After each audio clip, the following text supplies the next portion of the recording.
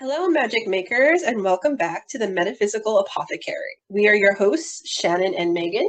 Hi, everyone. Also known as the Scorpio Sisters, here to explore the mysterious, the magical, and the arcane. Megan and I are here today to talk about weird magic and exploring individual correspondences. Weird magic. Magic is inherently weird, right? So many of us, when we get started with magic, we go and we buy our copies of Scott Cunningham's Solitary Wicca and Ellen Dugan's Treatise on Herbs. Those are wonderful texts, but we can get caught up in doing things the quote-unquote right way, making sure that our correspondences are perfect, making sure that we are laying out our altars with the elements in the corners and calling the corners when we do ritual, and it can get exhausting, especially if it doesn't resonate with you. And then because it doesn't resonate with you, it becomes a chore, something you don't want to do, and then you stop doing it. And then it's no longer magic.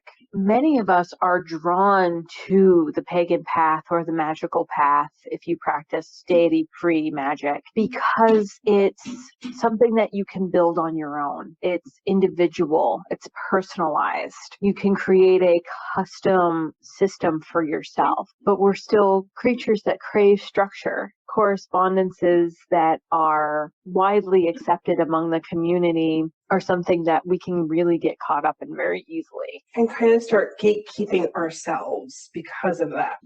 Exactly. So we're talking about weird magic today because no one should have to be afraid that they are doing magic wrong. Yeah, I don't know how to do magic wrong. No, you can do magic that harms other people, and that can be unethical. But if the magic itself does what you intended, then it's not wrong. Correspondences and associations are some of the most important components in spellcasting and witchcraft. The correspondences and associations that we choose for things or that we feel for things help us build systems that create a vibration that supports our intent as we're putting that intention out into the universe.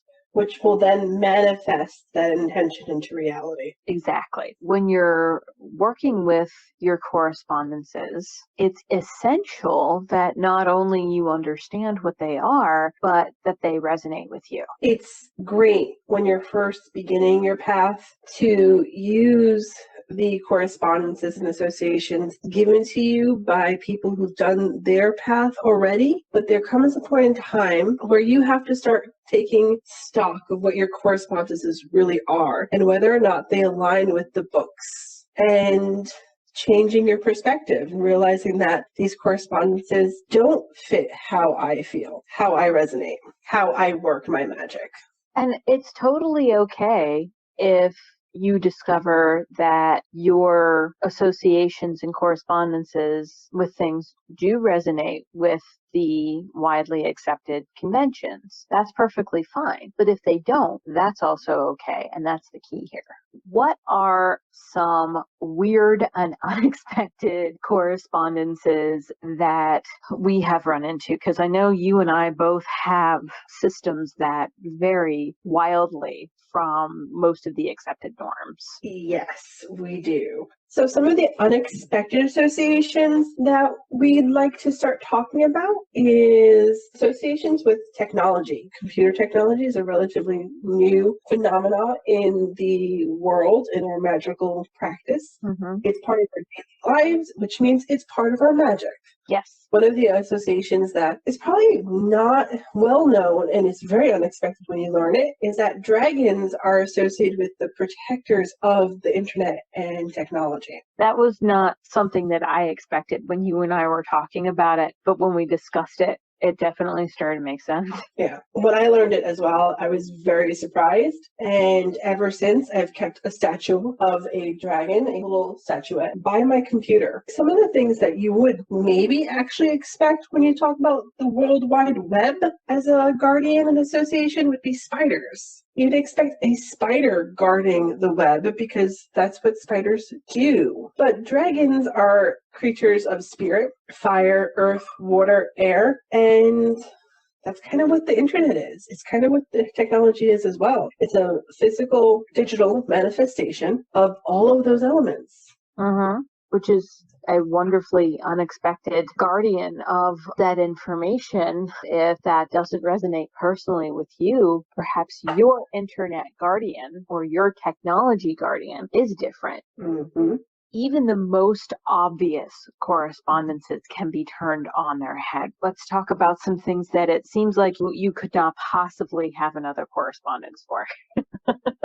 Seashells are one of my favorite things. I'm a water witch. I love the ocean. Whenever I come across a stream, the first thing I want to do is walk in it barefoot. Seashells are a huge part of my practice. And the most obvious correspondences for those are water, ocean, the sea. The immediate correspondence seems to be the only one when it comes to them. But if you start peeling back the layers of what a seashell actually is, you start to discover that there are other ways to use them magically, other energies that you can tap into. For instance, seashells are bones. They're the bones of sea creatures. And they're generally made of detritus of the earth. They're compacted sand or compacted silt that these creatures have put together in a specific pattern to create homes for themselves, to create protection for themselves. So seashells can be associated with earth, with bone magic, with death magic, protection magic. They can be used in prosperity and financial magic because crustaceans will trade their shells to each other. Exactly. They can be associated with their geometrical forms. If you have a shell on hand that is a spiral, you can associate that with the inception of an idea. Another one we can look at is the acorn. They're very, very magical. A lot of us collected them as children because we, as little baby witchlings, we were all magpies.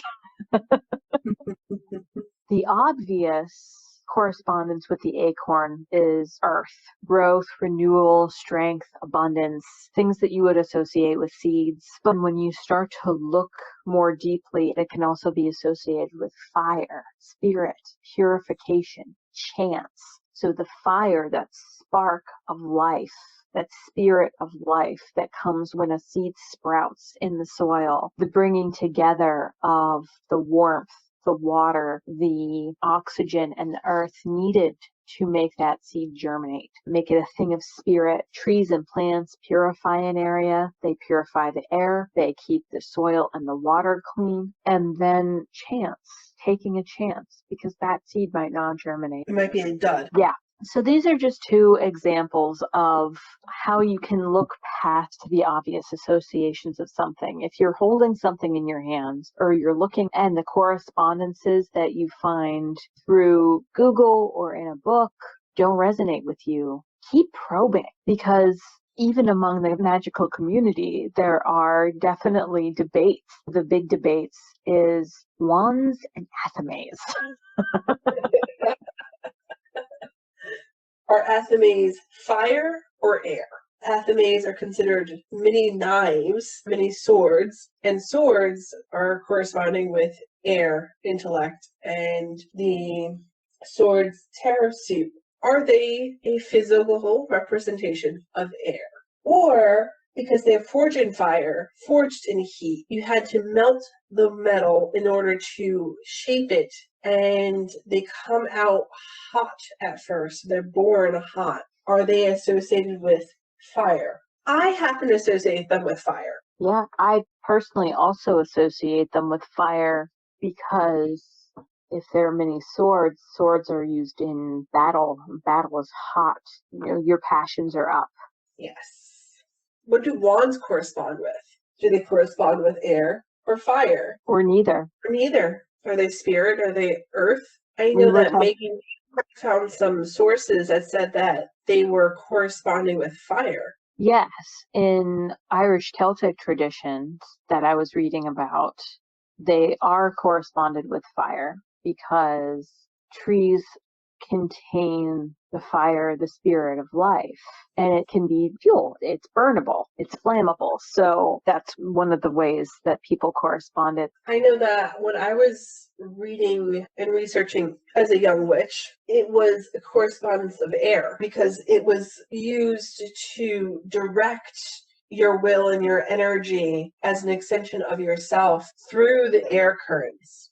Personally, I associate wood itself and trees and plants in general with the element of spirit because they require sun, air, water, and soil to fully manifest their fruit and their seeds and to keep their life cycle going. That representation of life that they have, the life and death cycle that they go through throughout the seasons, is also evocative of spirit for me. But that's not how Shannon sees it. No, I associate trees and wood with earth and spirit as they're the elders of our world. They're hubs of community. They're a place of home for insects, other plants, fungus, birds, mammals, even reptiles. So to me, it becomes a small representation of Earth itself, as the Earth is a home for so many species. The wonderful thing about creating your own magical system through weird magic,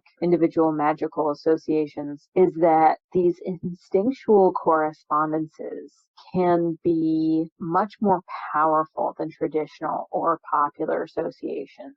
When you start to uncover what these things mean to you, what they represent to you, you're able to infuse more of your energy. It's like taking all the gunk, all the fallen leaves out of a stream and watching it flow fast, and all of the silt start to settle and the water becomes clear. So in a way, creating your own correspondences, really digging into these things, is a way to clean house, magically speaking. Once you start trying to figure out where do you sit in the quote-unquote debate on any particular thing, and you start making your own correspondences, you're starting to go into an instinctual, highly individualistic correspondence. Projective hand and receptive hand, left hand path, right hand path. Traditionally, if you're right-handed, it's considered that your right hand is dominant, and so your right hand becomes your projective hand. If you're left-handed and your left hand dominant, that becomes your projective hand.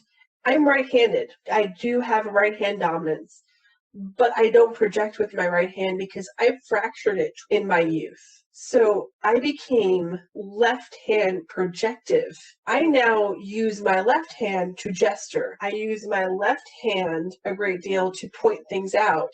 I use my left hand to pour, to stir, to pick heavy things up. I am projecting my will onto the world with my left hand, and my right hand has become my receptive hand where I receive things with it. Right. My wife, Sam, her left hand is also her projective hand. She's dominant right-handed. She does everything with her right hand. But when she does magic, the wand or the athame or the projective directing energy process happens in her left hand. And as far as I know, she's never hurt her right hand. So that's always how it's been for her. For me, I'm a little bit ambidextrous, and my left hand and right hand are, quote unquote, the traditional receptive and projective. My left hand is receptive and my right hand is projective. But that doesn't mean that my left hand is passive. Receptivity does not mean passivity. Yes. Left hand is receptive, but I always pour drinks with my left hand.